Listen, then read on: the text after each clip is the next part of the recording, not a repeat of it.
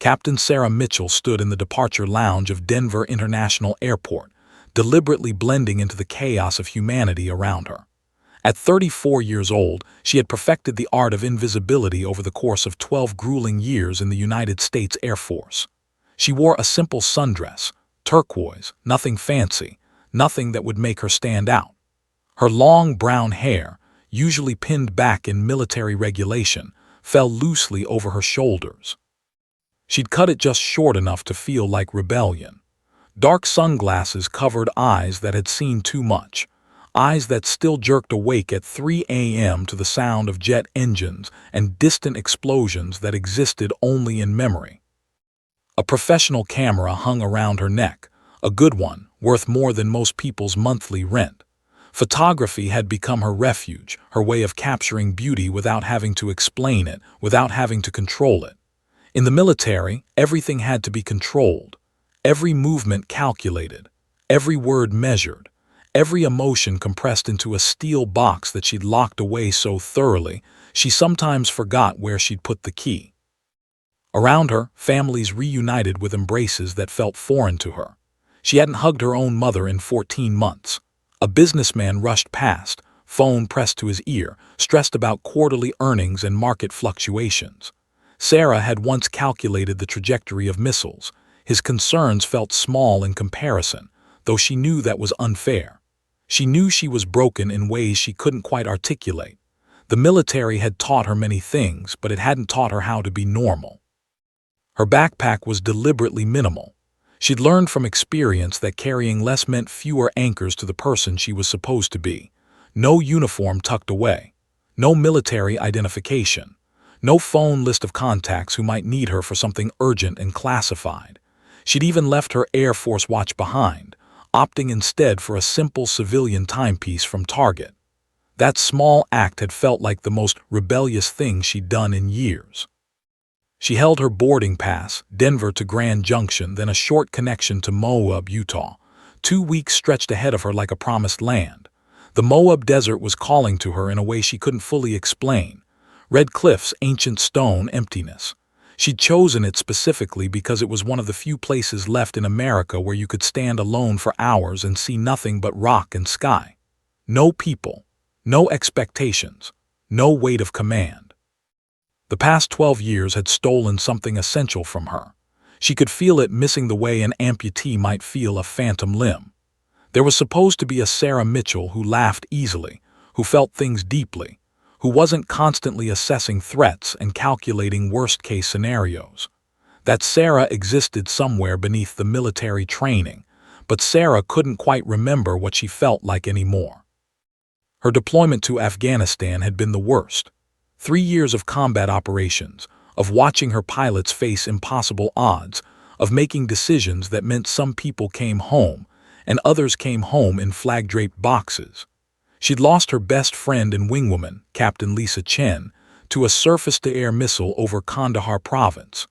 That was 8 years ago, and Sarah still couldn't think about it without feeling like something was clawing at her chest from the inside. When she'd volunteered for additional deployments after that, her commanding officer had gently suggested she take some time off. "You're burning hot," he'd said, using military terminology for someone operating above their sustainable level. But Sarah had refused. She'd buried herself deeper in work, taken on more responsibility, accepted a promotion to flight training instructor. Training the next generation of military pilots felt like she was doing something meaningful with the pain. But lately, the compartmentalization wasn't working anymore. She'd wake up in her small house in Colorado Springs, and the walls would feel like they were closing in. She'd sit in the officers' club and watch other people her age talking about relationships and children and future plans, and she'd realize she had none of those things. She'd used up all her capacity for connection fighting wars in foreign countries and teaching teenagers to pilot multi-million-dollar aircraft. Her therapist, a military psychiatrist assigned by the Air Force, had suggested she take a break. "Even machines need maintenance," Dr. Williams had said, gesturing with her pen. "Your mind and body are machines, Sarah. You can't run them continuously at maximum capacity without eventually burning out the components." So Sarah had requested 2 weeks of leave. Not a lot by most standards, but it was the most consecutive time off she'd taken in 6 years. She'd planned this trip down to the minute, researching hiking trails, booking a modest bed and breakfast, identifying photographic opportunities. The research was comforting. At least in planning, she felt in control. At the gate, she checked her phone one final time. No urgent messages. No command center calling her back. Her commanding officer had been adamant. "Mitchell, you take this vacation. That's an order. Don't answer the phone unless it's a genuine emergency." She powered off the phone now, an action that felt both liberating and terrifying. She was unreachable.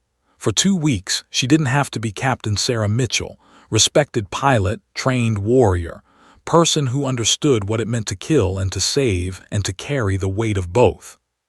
She was just Sarah now, a woman with a camera and a backpack, heading to the desert to remember what peace felt like. The pre-boarding announcement came. She stood, gathering her backpack, smoothly moving through the process of boarding with practiced efficiency.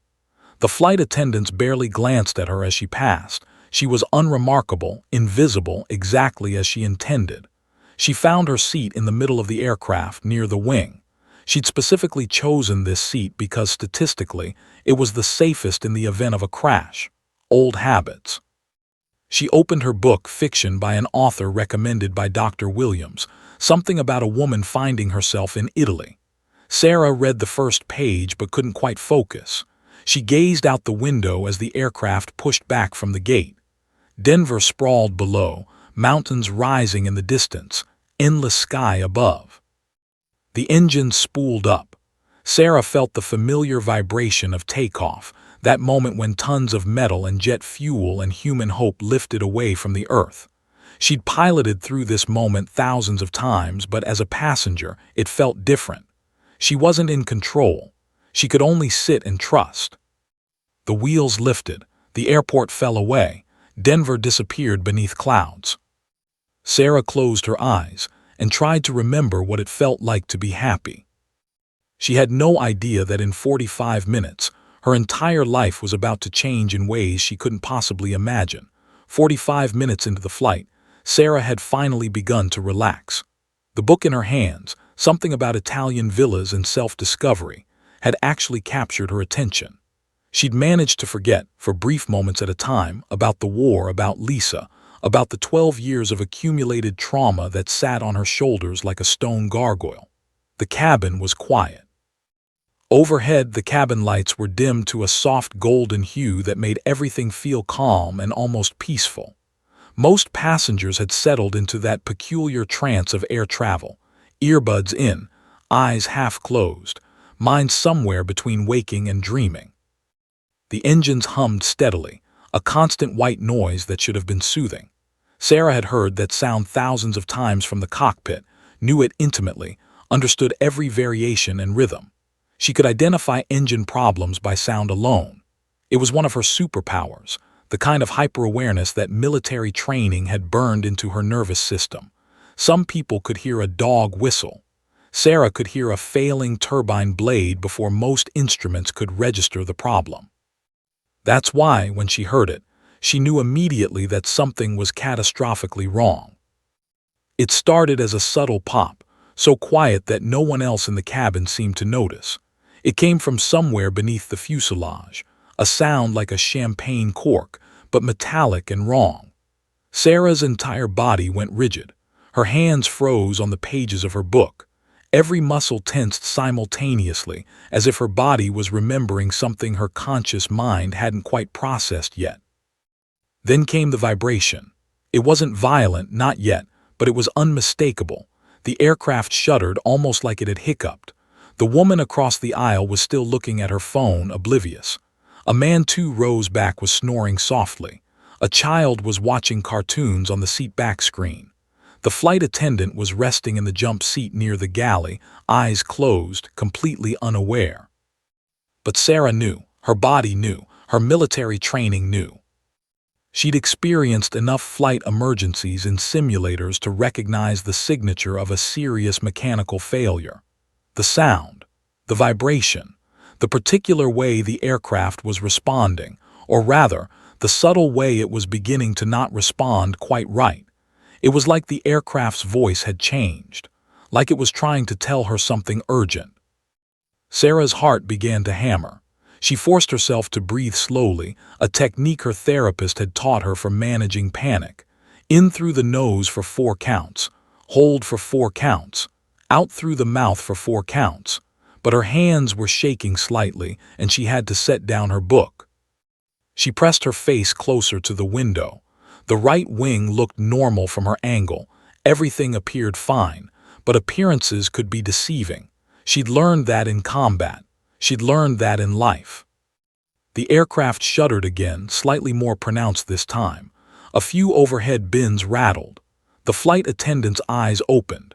She glanced around, as if checking whether she'd been imagining things. Sarah caught her eye, and she could see the moment of uncertainty cross the woman's face. She knew something was wrong, too.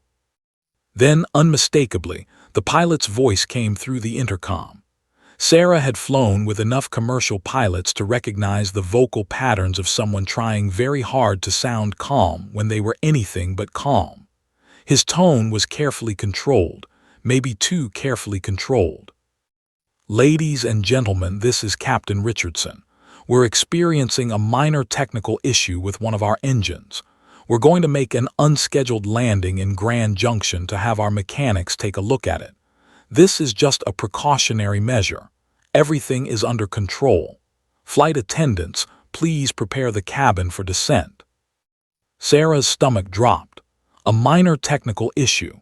That's what pilots said when they didn't want to panic passengers. That's what they said when things were potentially very serious, but they were still assessing the situation. She had heard pilots use that exact phrase during accident investigations, right before the recordings cut off. She unbuckled her seatbelt. Several other passengers looked at her, surprised by her sudden movement. A businessman glanced up from his laptop with mild irritation. Sarah ignored them all. She stood, steadying herself against the seat in front of her as the aircraft shuddered again.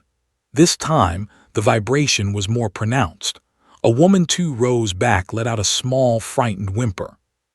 The flight attendant, her name tag said Michelle, hurried over. "Ma'am, I need you to return to your seat. We're about to descend." Sarah looked directly into her eyes. "I'm a pilot," she said quietly but with complete authority. "What I just heard is not a minor technical issue. I need to speak to the captain, right now." Michelle's face went pale. Sarah watched the moment of internal calculation cross her features, the moment when the flight attendant had to decide whether to dismiss this woman as some kind of crazy person or take her seriously. Michelle had been flying for 14 years. She developed instincts too. And something in Sarah's voice, something in her bearing, told Michelle that this woman knew what she was talking about. "Come with me," Michelle said. They moved toward the cockpit, and Sarah could feel the weight of passenger eyes on her. She could sense the fear beginning to ripple through the cabin like a stone thrown into still water. People were turning to each other, whispering. A child asked his mother, "What's wrong?" And the mother said, "Nothing, honey, everything's fine," but her voice betrayed her. At the cockpit door, Michelle knocked. The door opened slightly. A young first officer, maybe 30 years old, looked out with the kind of expression Sarah had seen before, controlled panic. "This passenger says she's a pilot," Michelle said. "She thinks there's an issue." The door opened wider. Sarah stepped inside, and the door closed behind her with a decisive click. What she saw made her blood run cold. The captain, a man in his early 50s with silver hair and deeply lined features, was gripping the yoke with white knuckles. His shirt was soaked with sweat despite the cool temperature of the cockpit. The first officer was frantically scanning instruments. His jaw clenched so tightly Sarah could see the muscles working beneath the skin. "I'm Captain Sarah Mitchell, United States Air Force," Sarah said, her voice cutting through the tension like a blade. "I'm a combat pilot with 12 years of active service. What's the situation?" The captain's head snapped toward her. His eyes were bloodshot, wide with barely controlled fear. For a moment he just stared at her as if trying to process that anyone with combat experience had just walked into his cockpit. Then something in his expression shifted.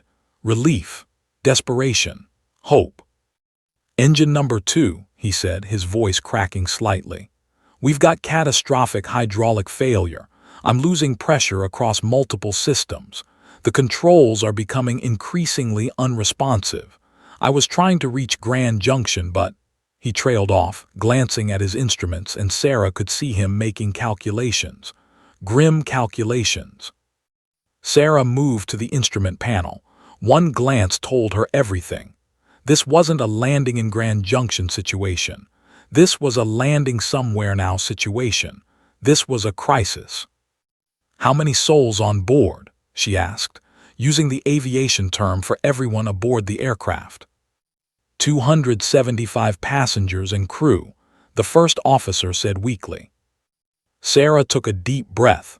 275 people, 275 families, 275 reasons not to panic, 275 reasons to think clearly.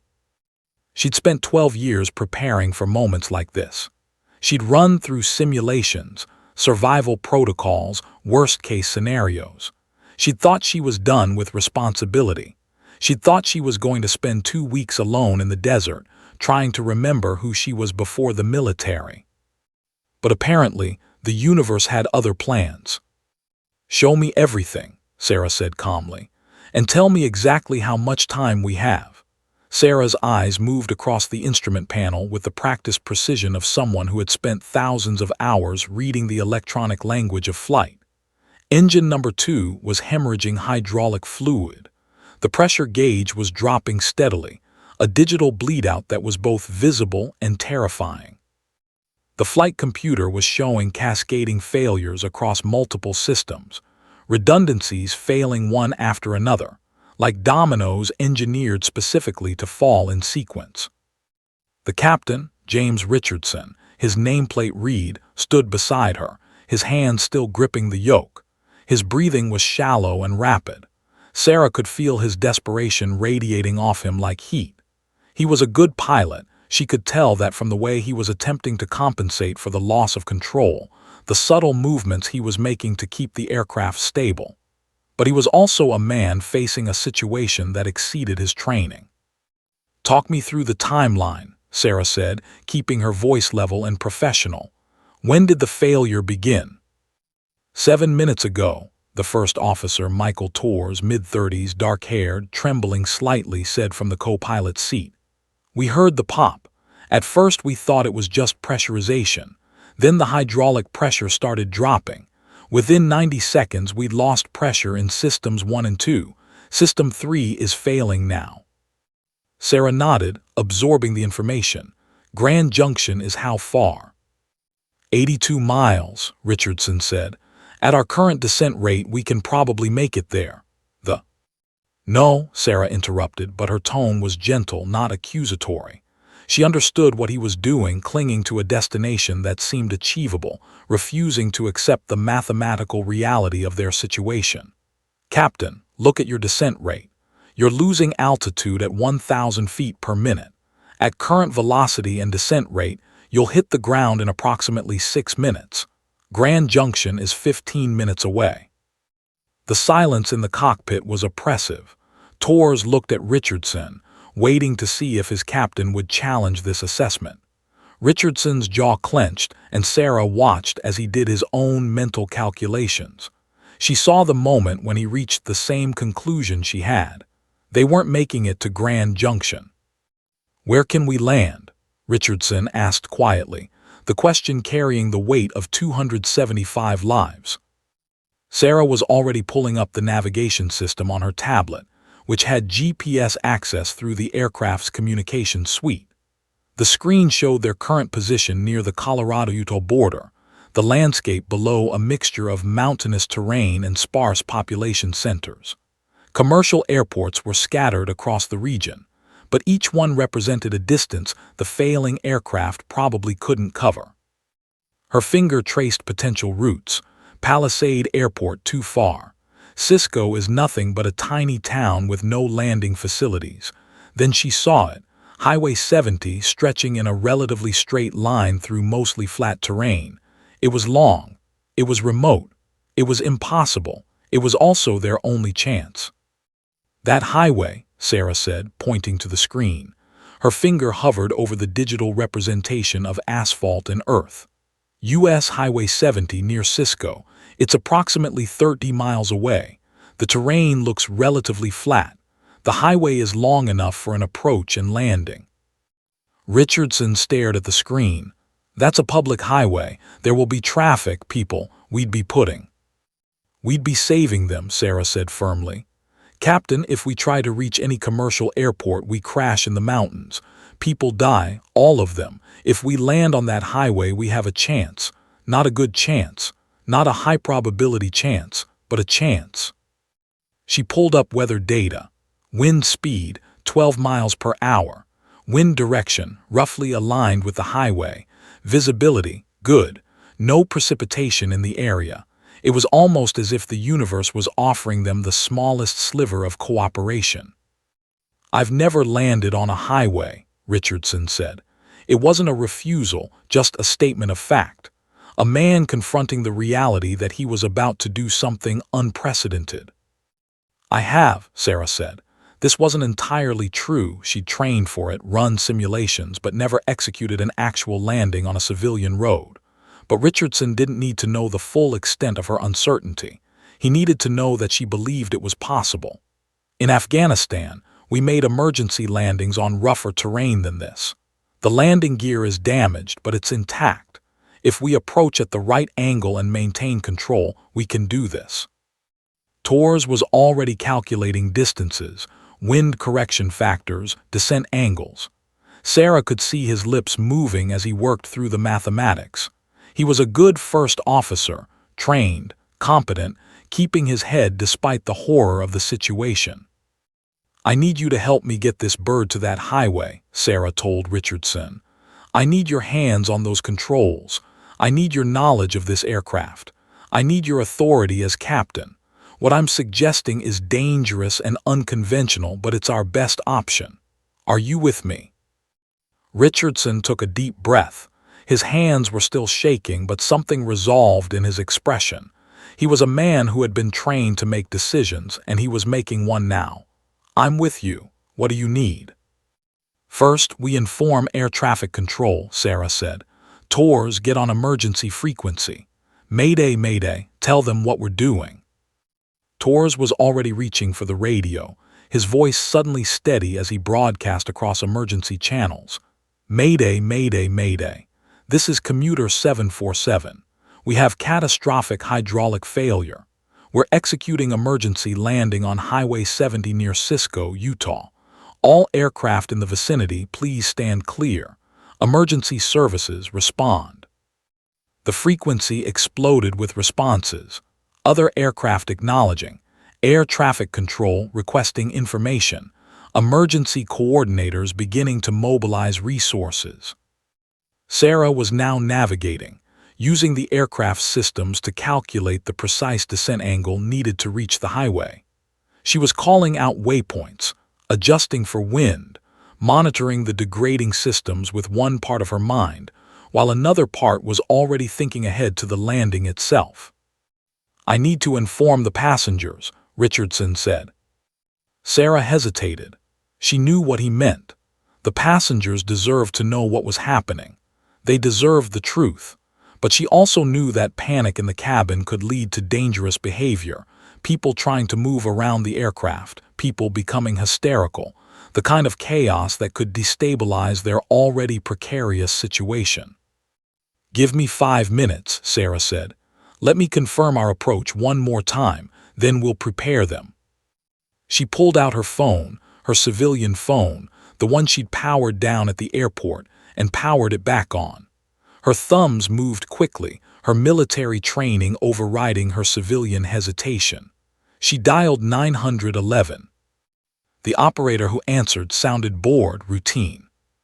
"This is Captain Sarah Mitchell, United States Air Force," Sarah said, her voice cutting through the mundane. I'm currently aboard a commercial aircraft with 275 passengers and crew members that is about to execute an emergency landing on U.S. Highway 70 near Cisco, Utah. The aircraft is experiencing catastrophic mechanical failure. I need every emergency vehicle in the region mobilized to this location immediately. I need someone to stop all traffic on that highway. We are approximately 5 minutes out. Do you understand? The operator's voice changed immediately, becoming urgent and professional. Captain, I'm dispatching now. Can you give me more details? Negative, Sarah said. I need to focus on flying, just get people there. Get them there now. She ended the call and turned back to the instrument panel. The aircraft was still descending, still losing pressure, still pushing toward a landing on a highway that stretched below them like a desperate prayer. All right, Captain Richardson, Sarah said quietly. Let's bring our people home. The descent toward Highway 70 had begun. The next 8 minutes unfolded in a strange combination of geological time and compressed eternity. Sarah stood in the cockpit, her hand gripping the overhead rail as the aircraft banked toward Highway 70. The descent was beginning, and with each passing second, the mathematical window of possibility was closing. Altitude 8,000 feet, Sarah called out, her voice steady despite the adrenaline coursing through her veins. Her eyes were locked on the altimeter, watching the numbers scroll downward like a countdown clock toward destiny. Descent rate is holding at 980 feet per minute. That's good. Maintain that rate. Captain Richardson was working the yoke with subtle movements, fighting the aircraft's natural tendency toward a steeper descent. His forearms were rigid with tension, sweat now streaming down his temples. He hadn't spoken in 3 minutes. He was operating on pure muscle memory and the deep training that commercial pilots received. Thousands of hours of practice burned into reflexive response. Speed is dropping to 180 knots, Torres reported from the co-pilot's seat. Hydraulic pressure continuing to fail. I'm losing System 3. We're down to basic pneumatic controls on the landing gear. Sarah processed this information. Basic pneumatic controls meant they had a backup, but it was primitive, manual operation of the landing gear using compressed air rather than hydraulic pressure. It would work, but there was no redundancy if something went wrong. One failure and the gear didn't come down. One failure and they were belly landing on that highway. She refused to think about that possibility. Can you manually cycle the gear? Sarah asked Torres. I can try, Torres said. There was uncertainty in his voice, the kind of uncertainty that came from a situation exceeding his normal operational envelope. But we won't know if it's actually down until we're on final approach. Sarah nodded. Everything about this situation was operating at the edge of what was possible. There were no guarantees. There was only the thinnest margin between success and catastrophe, and they were walking that margin with 275 lives in the balance. Air traffic control is now dark, Torres said, pointing to his radio. They've cleared all other traffic from the area. Emergency services report response time to Highway 70 is approximately 4 minutes. Police are already beginning to close down the highway. Sarah moved to the window and looked down. The terrain below was transitioning, the sharper peaks of the mountains giving way to increasingly flat earth. She could see the ribbon of Highway 70 in the distance, stretching east-west like an invitation or a challenge, depending on perspective. There were still vehicles on it, cars and trucks moving along the asphalt, utterly unaware that an aircraft with failing systems was about to drop from the sky and attempt to use their highway as an emergency landing strip. In the cabin, chaos was beginning to manifest. Sarah could hear it through the cockpit door, a rising tide of voices, fear expressing itself in whispered conversations that were gradually becoming less whispered. Someone was crying. A man was praying, his voice carrying the Spanish words of the rosary. A woman was asking repeatedly, "What's happening? What's happening? What's happening?" like a broken record of anxiety. Flight attendant Michelle had taken charge of the cabin with admirable composure. Sarah had heard her calm voice over the intercom. "Ladies and gentlemen, please return to your seats and fasten your seatbelts. We're making an emergency landing as a precautionary measure. Please remain calm and follow all crew instructions." The clinical language, emergency landing and precautionary measure, was designed to minimize panic. But Sarah knew that most people weren't fooled by euphemisms. They could sense when their lives were hanging in the balance. 7,000 feet, Sarah said. "Descent rate still good. How are the hydraulics?" "Degrading," Torres said. "I'm reading pressure at 40% nominal, still dropping. Estimate will be at 15% by the time we're on final approach." 40% was barely functional. 15% was essentially guesswork. Sarah was asking Captain Richardson to land an aircraft that was, in essence, partially paralyzed. It was an act of desperation dressed up as procedure. "Tell the passengers," Sarah said to Richardson.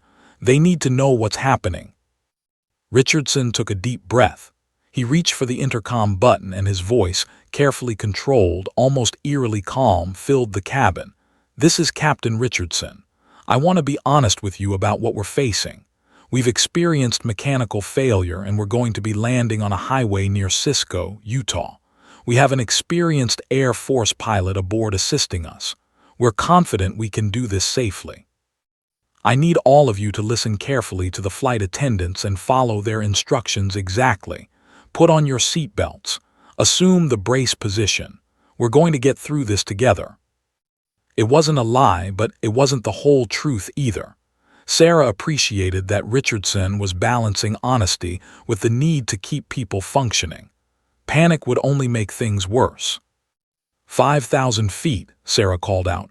"You're doing great, Captain. Keep her stable." The aircraft was now close enough to Highway 70 that Sarah could see individual vehicles.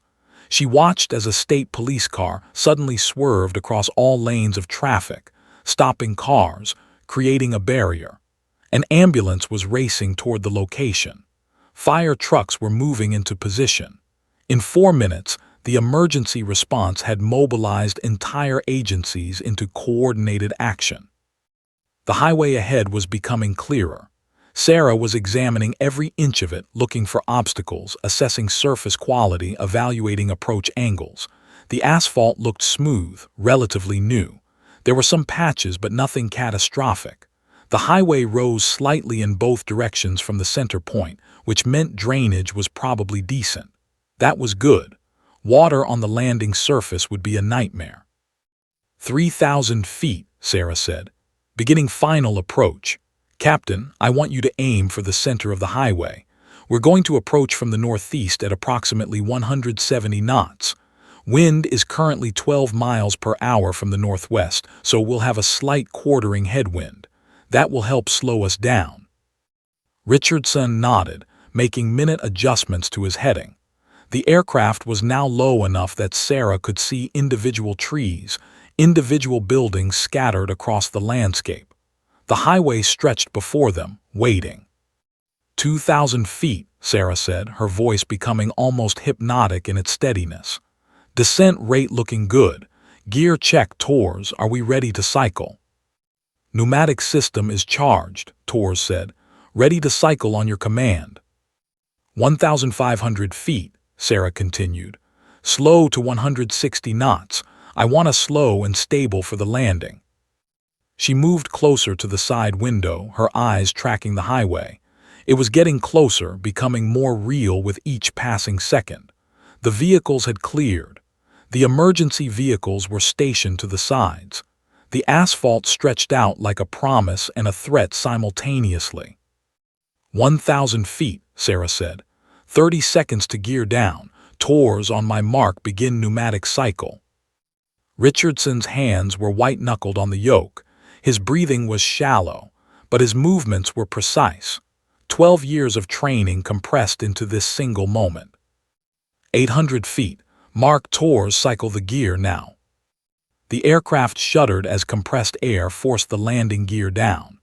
No hydraulic assistance, no smooth electric motors, just the brutal, direct force of air pressure pushing mechanical systems into place. "Gear indicates down," Torres reported, though Sarah could hear the doubt in his voice. Indications didn't always match reality. 400 feet, Sarah said. "Hold her steady, we're almost there." Below them, Highway 70 was no longer a distant ribbon.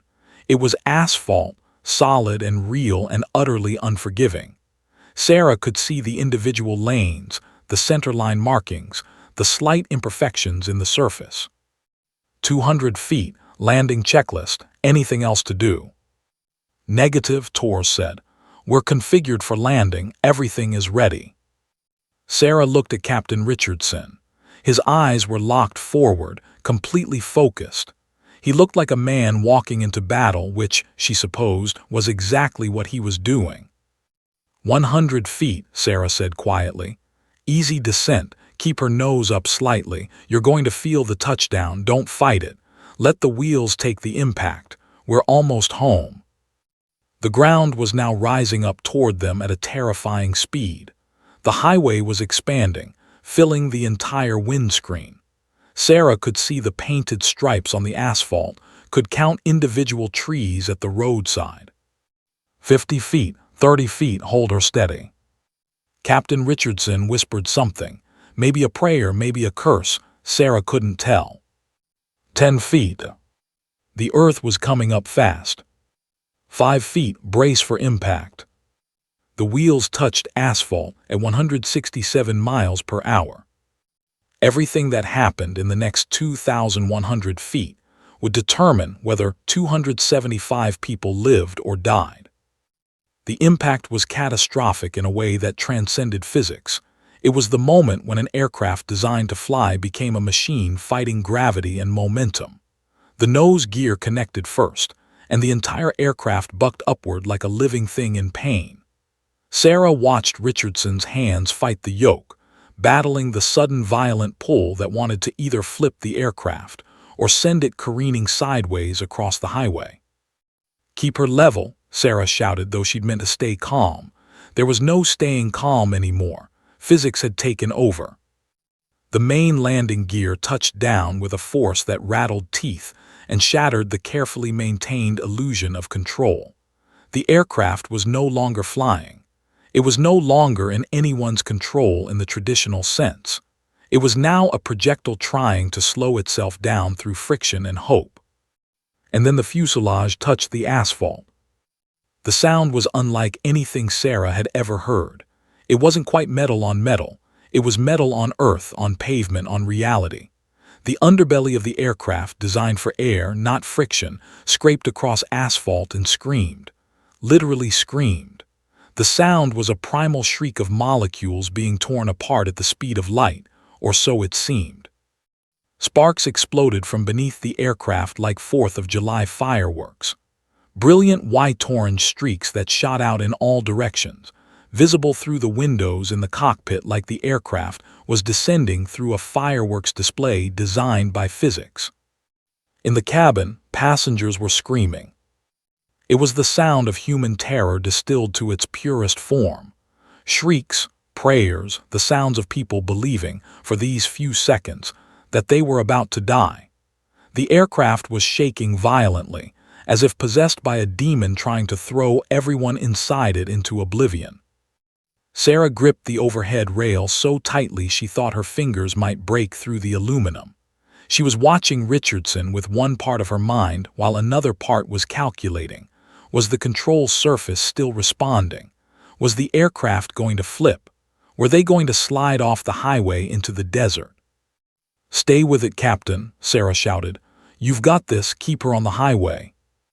Richardson's face was a mask of concentration so intense that he didn't even blink. His entire body was engaged with flying this aircraft through what was essentially a controlled crash. His arms were rigid, his shoulders hunched forward, his eyes locked ahead. The aircraft was slowing, but not fast enough. They were still doing 140 miles per hour, still had several thousand feet of distance to cover. The friction was working, but the momentum was so vast, so overwhelming, that it seemed like they might continue flying down the highway forever. Then Tors screamed something, not words, just sound, and pointed out the side window. A car. There was still a car on the highway. A silver sedan, its driver apparently unaware or unable to move fast enough, was frozen in the center lane ahead of them. Sarah's stomach dropped. In the chaos of emergency response and police coordination, someone had been missed. Someone hadn't gotten the message. Someone had just become an obstacle in the path of a 200-ton aircraft moving at 130 miles per hour. There, Tors was already radioing, his voice breaking with panic. Vehicle in the landing path, clear the highway. But there was no time to clear anything. Sarah watched, her mind operating at hyperspeed, as Richardson made a split-second decision. He wrenched the yoke slightly to the left, asking the damaged, sliding, screaming aircraft to make a lateral movement that probably shouldn't have been possible. The aircraft, fighting every law of physics and aerodynamics, obeyed. By inches, the silver sedan was suddenly beneath them, behind them, untouched. Sarah could see the driver's face turned upward in horror and disbelief. The car had survived by less than 10 feet. The aircraft continued its descent down the highway. They were doing 110 miles per hour now. The friction was mounting. The screaming of metal on pavement was reaching a crescendo that seemed to vibrate at the frequency of human pain. Then the landing gear began to fail. The right main gear, stressed beyond its design specifications, suddenly buckled. The aircraft lurched violently to the right. For a moment, one terrible, infinite moment, Sarah thought they were going to tip. She thought they were going to cartwheel across the highway like a toy thrown by an angry child. But Richardson, with reflexes honed by years of training and desperation, compensated. He guided the aircraft back toward the center of the highway. The damaged right gear caught again, held, and the aircraft continued its violent deceleration. They were doing 80 miles per hour now. The fire trucks on the right side of the highway were dousing the aircraft in flame-retardant foam, creating a white cloud that enveloped the aircraft like a protective shroud. The foam was supposed to cool the overheated metal, to prevent the engines from igniting, to give them one more chance at survival.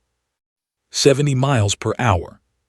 Sarah could see they were approaching the uphill grade that marked the end of their safe landing zone. If they didn't stop before that incline, if they continued to slide upward, the laws of physics would eventually slow them down by crashing them into the terrain. It would be less violent than the initial landing, but it would still be catastrophic. 60 miles per hour. The metal was cooling, the friction was increasing, the distance was running out. 50 miles per hour. Tors was gripping his armrests so hard they were bending. Richardson's knuckles were white against the yoke. Sarah was holding the overhead rail, watching the impossible happen. They were actually, genuinely slowing down. 40 miles per hour. The uphill grade was getting closer. Sarah could see it now, the point where the highway began to rise. They had maybe 1,000 feet left. 30 miles per hour. The aircraft was still sliding, still moving, still not stopped. But now the motion felt almost controllable, almost manageable, almost like they might actually survive this. 20 miles per hour. There was a sound from beneath them, a final grinding of metal on pavement, as if the aircraft was giving up its last protest against the laws of physics. The nose of the aircraft was now pointing up the incline. 10 miles per hour. And then, with a final shudder that seemed to come from the depths of the earth itself, the aircraft came to a complete and total stop. For a moment, one perfect, silent, eternal moment, there was absolute silence. No screaming, no metal grinding, no engines running, just silence. Richardson's hands dropped from the yoke. Tears were streaming down his face. He was breathing like he'd been running, like he'd been fighting for his life, because in a very real sense he had been. "We did it," he whispered, his voice breaking with relief and disbelief. "We actually did it." Sarah could barely process the words. She looked out the window at the damaged aircraft, at the flames that the fire trucks were still working to extinguish, at the emergency vehicles surrounding them like they were a wounded animal that needed to be protected. They had landed on a highway.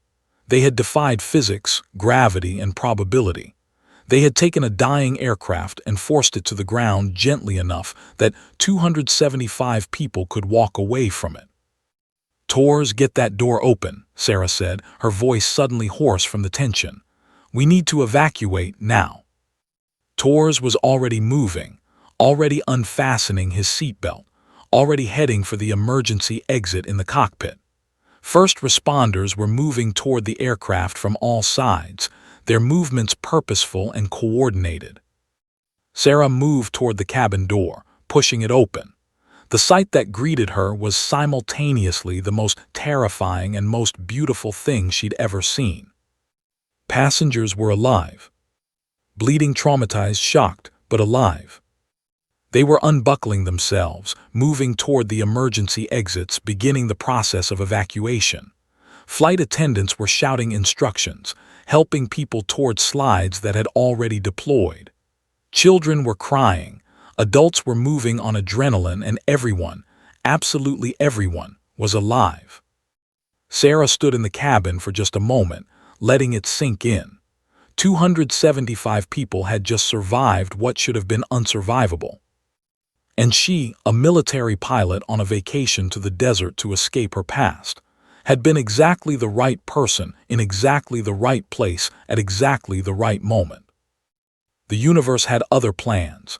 The evacuation took 18 minutes. 18 minutes that felt like compressed eternity as Sarah moved through the cabin, helping passengers down the emergency slides, checking for injuries, directing people toward the waiting ambulances. Her military training had kicked in fully now. The soldier had completely overtaken the tourist. She was operating on pure adrenaline and muscle memory, performing triage with practiced efficiency. An elderly woman's arm was broken. Sarah could see the unnatural angle of her wrist. She guided her gently toward the paramedics. A child had a gash on his forehead from impact with an armrest, not serious, but it bled dramatically. Sarah applied pressure with a napkin from the aircraft and stayed with him until his mother retrieved him. A businessman was hyperventilating, caught in the grip of post-trauma panic. Sarah walked him through breathing exercises, grounding him in the present moment, the way she'd been grounding people her entire military career. By the time the last passenger had exited the aircraft, an entirely different version of Sarah Mitchell had emerged. The tourist who'd wanted to disappear was gone. The soldier was fully present.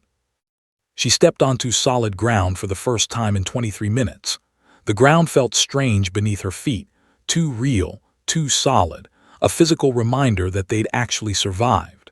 The aircraft behind her was a monument to destruction. The fuselage was charred and scraped.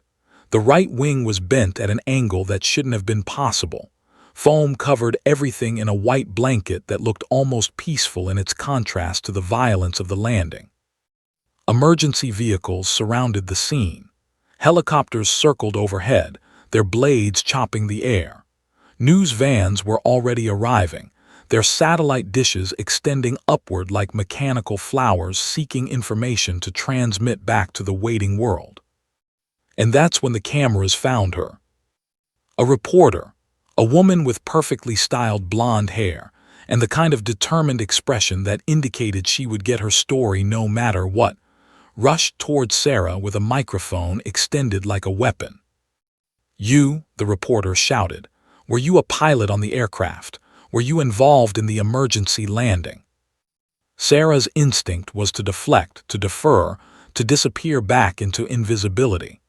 But Captain Richardson emerged from the aircraft at that exact moment, and when he saw Sarah being questioned, he immediately moved toward the reporter.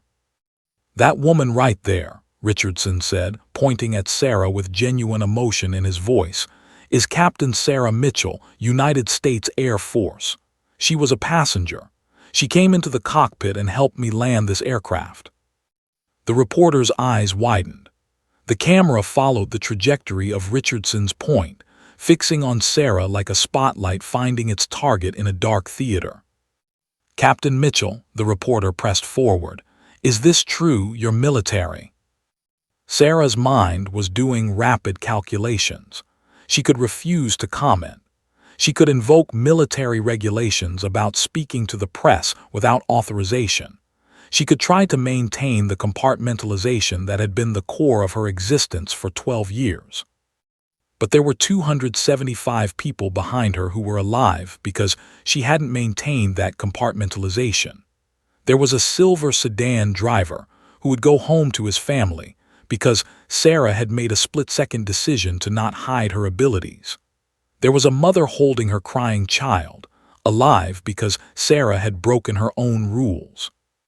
"I'm Captain Sarah Mitchell, United States Air Force," she said clearly, and as the words left her mouth she felt something fundamental shift. The compartment that had held her military identity was breaking open. The secret was out. The invisibility was shattered. "I've been flying military aircraft for 12 years. I was a passenger on this flight, but when I realized the pilots were in distress, I offered my assistance." The reporter's face lit up with journalistic gold. "So you saved all these people?" "No," Sarah said firmly, even as cameras from other news outlets were now turning toward her. "Captain Richardson and First Officer Torres made this landing. They executed an extraordinarily difficult maneuver under impossible conditions. I provided guidance based on my training. What you're seeing here is 3 pilots working together and 275 people who stayed calm and followed instructions. That's what saved lives today." But the narrative had already begun to form. Sarah could see it crystallizing in real time. The invisible military pilot, the hidden hero, the woman who came out of nowhere to save an entire flight. By evening, she was on every news channel in America.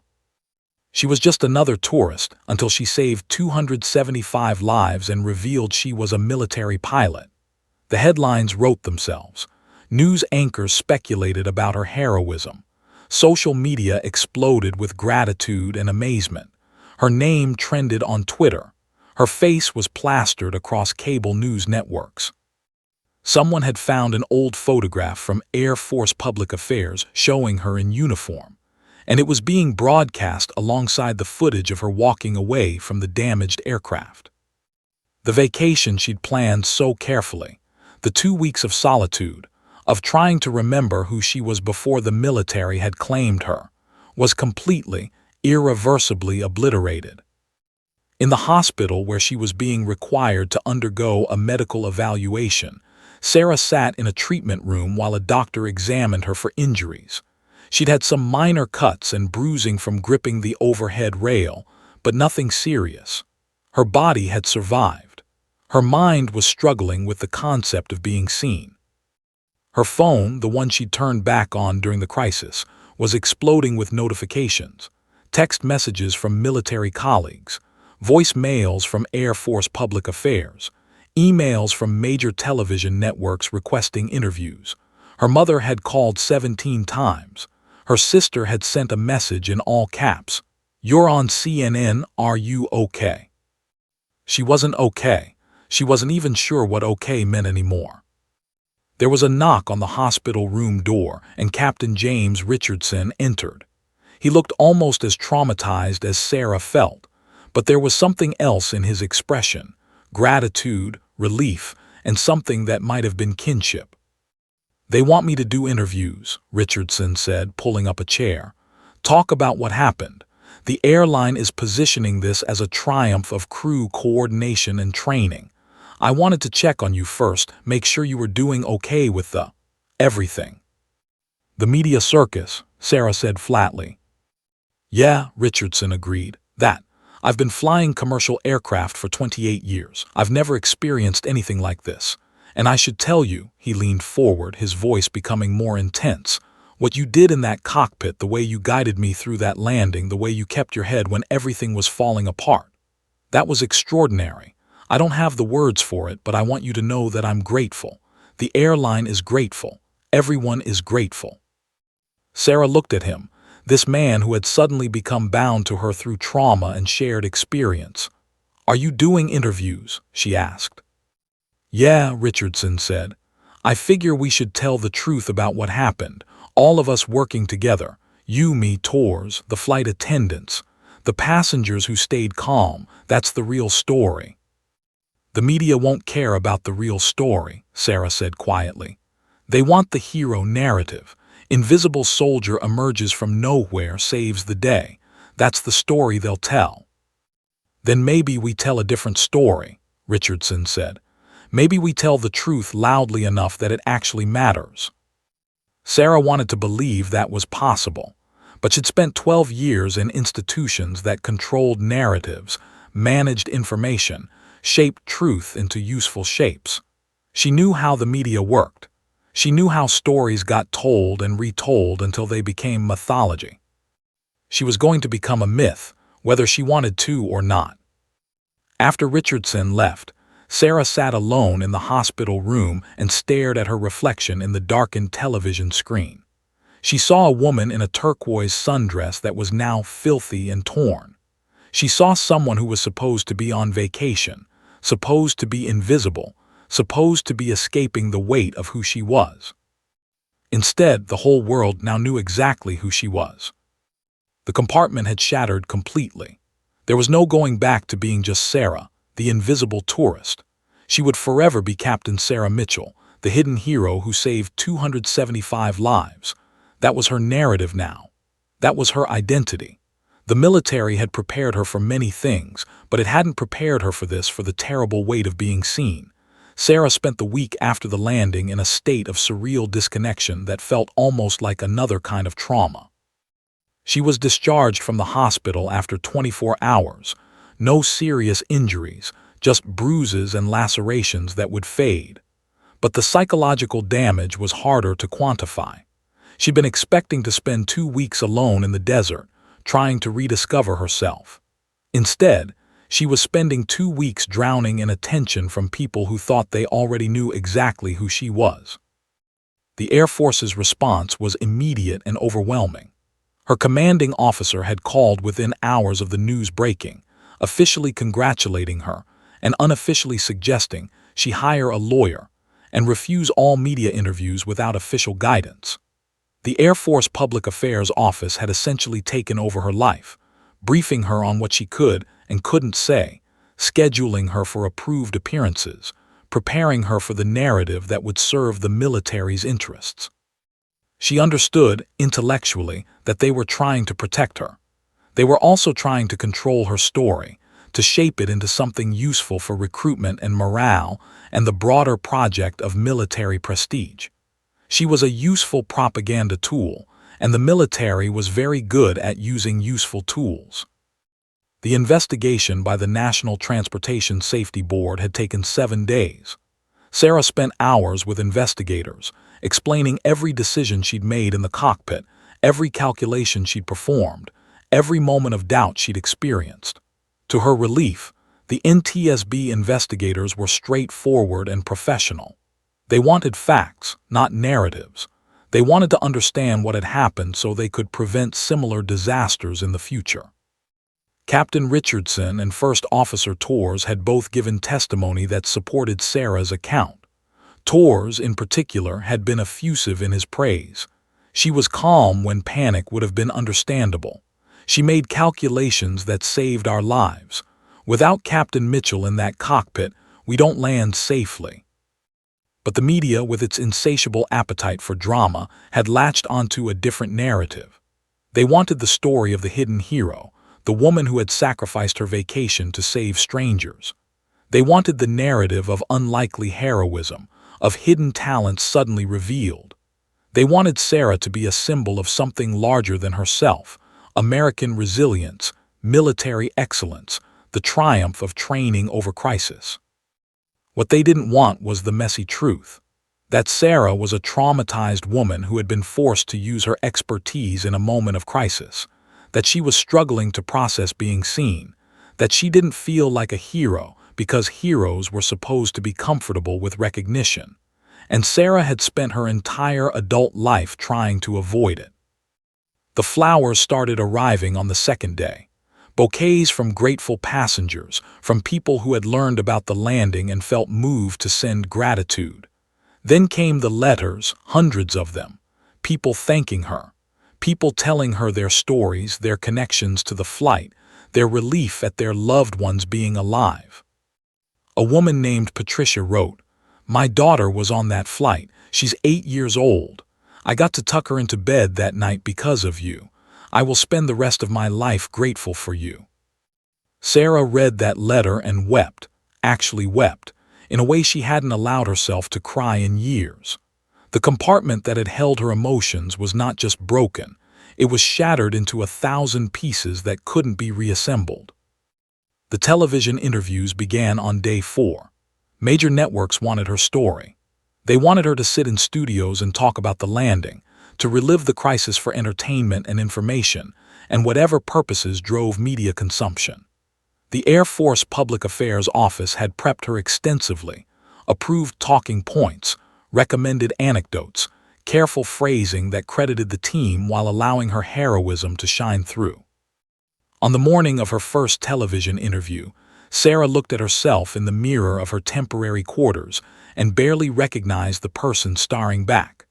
The woman in the reflection looked exhausted.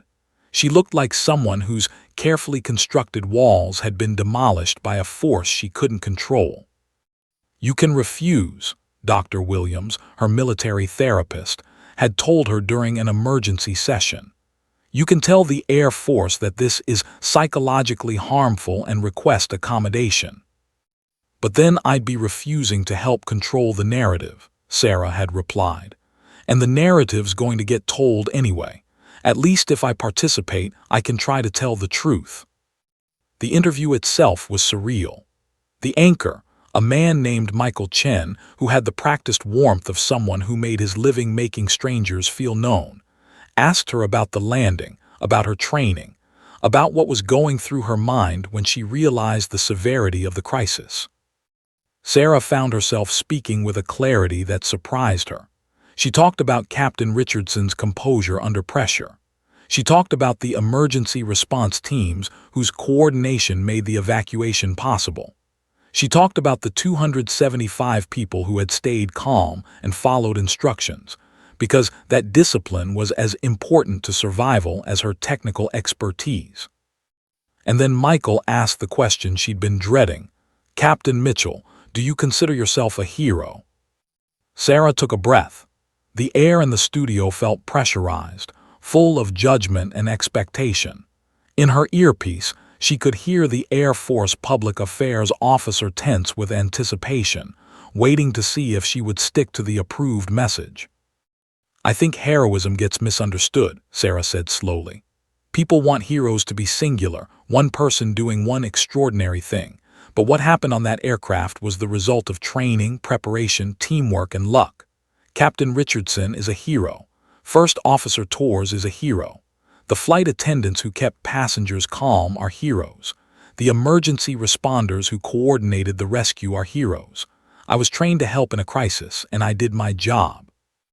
I don't think that makes me more special than anyone else who was involved in saving those lives." It was an honest answer, and it seemed to resonate with the audience. The interview went viral, not as the triumphant story of a hidden hero, but as a more nuanced tale of collective action and distributed heroism.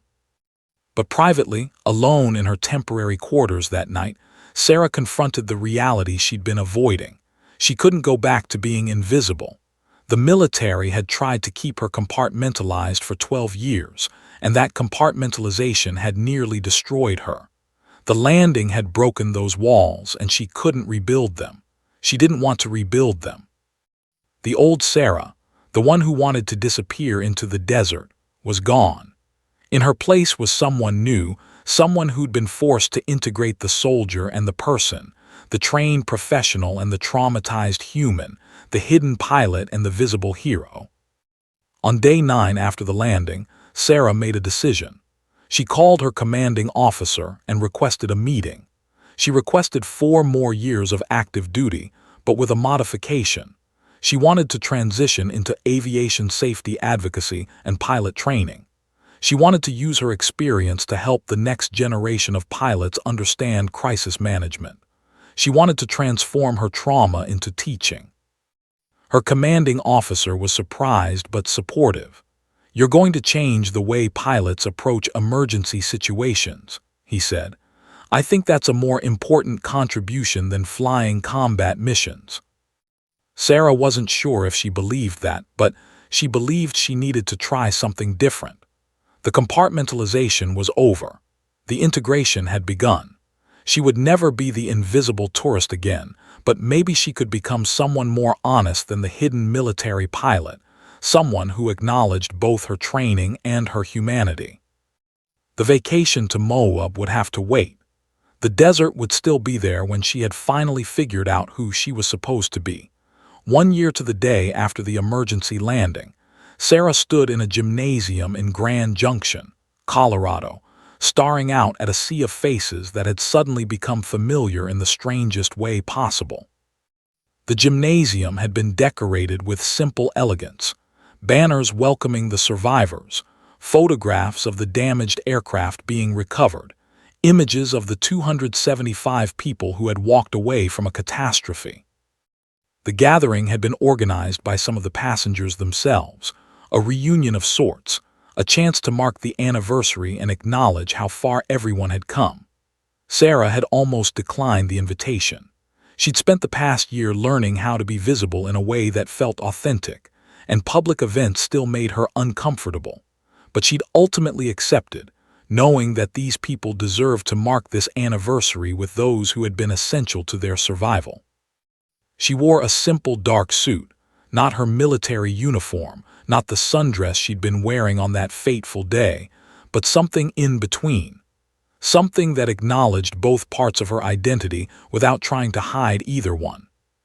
Captain James Richardson sat beside her on the stage, along with First Officer Michael Torres. Torres looked nervous. He was still struggling with the attention in ways that Sarah understood intimately. But Richardson had become more comfortable with the narrative over the past year. He'd accepted speaking engagements, written articles about crisis management, and was now considered an expert on emergency aviation procedures. Sarah had channeled her experience differently. Instead of pursuing speaking engagements, she'd focused on developing training materials. She'd worked with the Air Force and with commercial aviation authorities to create new protocols for managing catastrophic hydraulic failures. She'd consulted on simulator scenarios that would help train the next generation of pilots to handle the kinds of impossible decisions that she and Richardson had been forced to make on that highway. But this moment, this reunion, felt different. This wasn't about her professional accomplishment. This was about the people whose lives had been saved and how those lives had unfolded in the year since the landing. One by one, passengers stood to speak. A woman named Michelle, not the flight attendant, a different Michelle, described how the experience had changed her perspective. She'd been in the middle of a stressful corporate career, constantly chasing metrics and quarterly earnings. The landing had made her realize how arbitrary that all was. She'd quit her job and retrained as a social worker. Now she spent her days helping people navigate crises. "You all saved my life twice," she said, tears streaming down her face. "Once on the highway, and once by showing me what it means to be present for people who are suffering." An older man named Robert stood and talked about his grandson. "My grandson was 7 years old on that flight. He was so scared, but he's 14 now, and he's decided he wants to study aeronautical engineering because he's fascinated by the physics of what happened that day. He wrote a letter to Captain Mitchell, but he's too shy to give it to her in person, so I'll just say, thank you for surviving that landing in a way that made it educational instead of just traumatic."